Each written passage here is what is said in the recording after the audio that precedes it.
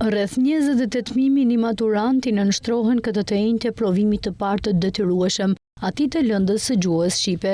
Provimi zgjat rreth 2 orë 30 minuta dhe nxënësit duhet të paraqiten 1 orë 30 minuta përpara fillimit të provimit në shkollë. Në këtë ditë të rëndësishme për nxënësit, Ministri i Arsimit dhe Sportit Orgeta Manastirliu i uroi suksese të gjithëve.